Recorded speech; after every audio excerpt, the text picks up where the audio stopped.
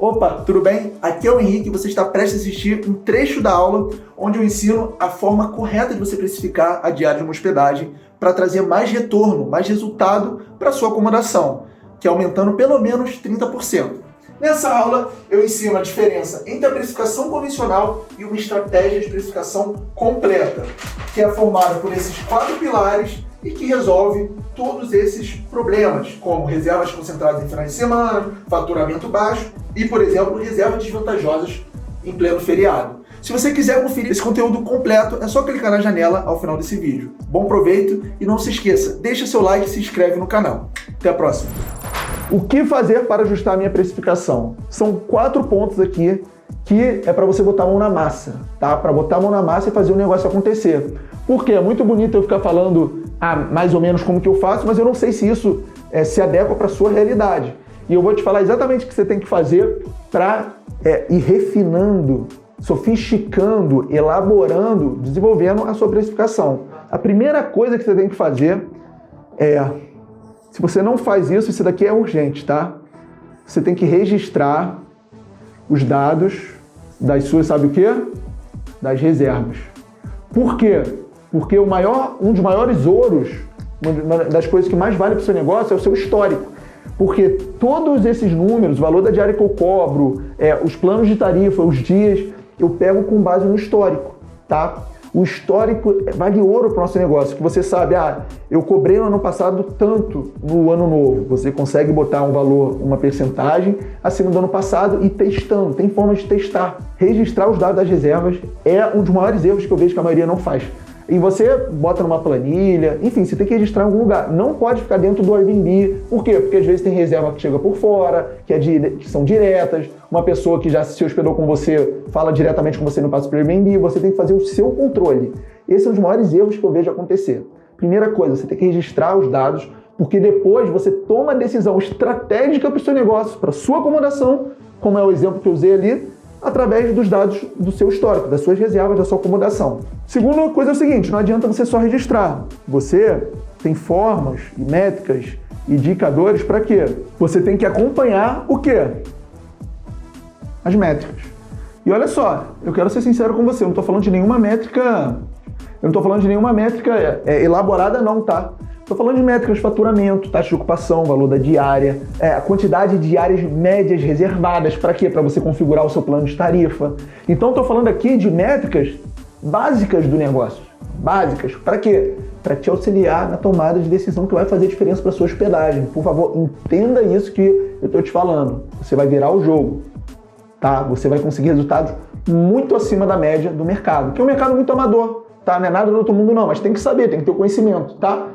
Então a primeira coisa é registrar os dados e não adianta só registrar, você tem que acompanhar as métricas. Até para você ver, para você sentir, estou cobrando caro, estou cobrando barato, poderia cobrar mais, o plano de tarifa pode ser readequado. Mas aí que tá, né? A partir do momento que você entende e amarra isso, aí você deslancha, sua acomodação deslancha, tá?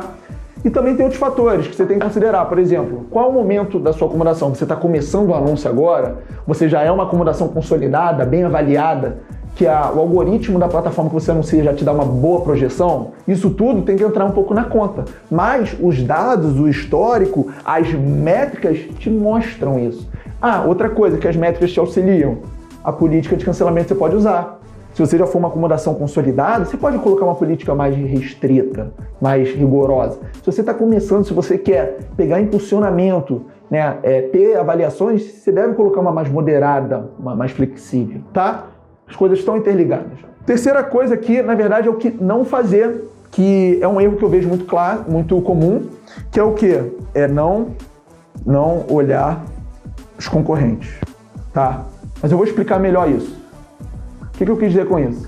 Não é que seja não olhar, desculpa, é não basear a precificação pelos concorrentes, tá? Por quê? Porque é o que eu vejo que mais acontece. Eu não sei quanto eu vou cobrar, vou dar uma olhada em 2 ou 3 acomodações aqui, que não necessariamente são parecidas com a minha, só para ter uma ideia, e eu boto lá um valor que eu acho que é razoável. Não é assim que faz. Primeiro, você não sabe se a acomodação vizinha sua é uma pessoa que trabalha, que leva a sério aquilo. Às vezes é uma pessoa que A pessoa mora lá e deixa um valor, se pintar reserva ótimo, se não pintar bem também. Você não sabe a realidade da outra pessoa. Você não pode deixar uma parte estratégica do seu negócio na mão de pessoas que você nem conhece. Mesmo que as pessoas, as acomodações que você se compare, mesmo que você soubesse que isso não vai acontecer, que elas levam a sério, você não consegue entender essa dinâmica toda só olhando ali. Porque isso são coisas dos bastidores, tá? Isso aqui é muito difícil você entender olhando pela plataforma. Isso daqui são anos de estudo para chegar num modelo redondinho desse. Então você não pode, não deve ficar baseando a sua precificação pelos concorrentes. Uma coisa você está começando e você quer ter uma ideia. Beleza, perfeito, toca o barco. Mas depois que você já está 6 meses, 1 ano, já trabalhando, já tendo histórico, já podendo usar a sua acomodação como referência para você mesmo, aí é outra história, tá? Então não baseie a precificação pelos concorrentes. Isso daí é uma das maiores dicas que eu posso te dar, que eu também vejo que é um dos erros, assim como não registrar os dados, fica na cabeça, não coloca em nenhum lugar, não coloca em nenhuma planilha, e aí acaba que volta contra você, porque você cobra um preço menor, ou você cobra um preço maior e não tem reserva. É algum dos problemas que eu acabei de passar com você aqui, tá bom? Por fim, o que eu sugiro, tá? O que eu faria, o que eu faço? Mesmo se eu estivesse começando, eu cogitaria contratar ou assinar, tá? Que for melhor aqui para você. Ferramentas profissionais.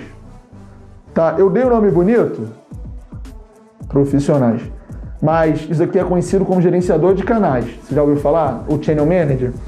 Por quê? Porque dentro do gerenciador de canais você consegue fazer isso mais fácil, você consegue visualizar mais fácil, isso fica mais clean. Por exemplo, dentro do Airbnb até dá para fazer, mas é mais complexo, é mais chatinho, não é tão fácil de visualizar, igual eu estou apresentando para você. Tá? Por exemplo, em algumas plataformas, a maioria, na verdade, como a Booking, nem dá para configurar bonitão desse jeito. Os planos de tarifa são mais engessados, são para 7 dias, são para 14, 28, se eu não me engano. Mas enfim, eu já consideraria contratar um Channel Manager. Por quê? Porque se você configurar dessa forma, e algumas plataformas não permitem que você faça isso nelas, você tem que ter um gerenciador, um software por trás. Se você gerencia dessa forma, você tem mais resultado, você vai faturar mais.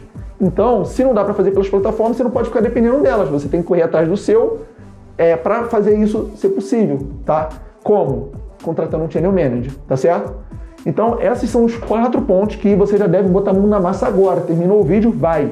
E eu tô com um projeto que eu vou conseguir ajudar as pessoas mais interessadas. Se você chegou até o final desse vídeo, você é uma dessas pessoas. Eu vou fazer um projeto para ensinar mais de perto as pessoas interessadas a como mexer numa planilha mais profissional, que te dá muitas informações já mastigadas, para isso virar a chave do seu negócio e você conseguir faturar mais. Eu vou conseguir sair da teoria aqui falando o que você tem que fazer e mostrar como que eu faço para te ensinar. Se você é uma dessas pessoas, coloca aqui nos comentários para eu já saber, para eu já ficar antenado que você quer dar o próximo passo junto comigo. Fechado? Então esses são os 4 pontos. Essa aula aqui eu adoro dar porque eu vejo que é um tema que eu gosto, é um tema que modéstia à parte eu domino, e eu vejo que muitos precisam desse conteúdo, dessa minha ajuda. Tá bom? Se você conhecer alguém que você acredita que esse conteúdo vai ser útil, me ajuda compartilhando e enviando. Combinado? Então é isso por hoje. Espero que você tenha curtido. Eu tô no Instagram, o meu arroba é o MikazuSukasa. Se você tiver alguma pergunta, conta comigo, deixa nos comentários. É um prazer interagir com vocês, tá bom? Até a próxima.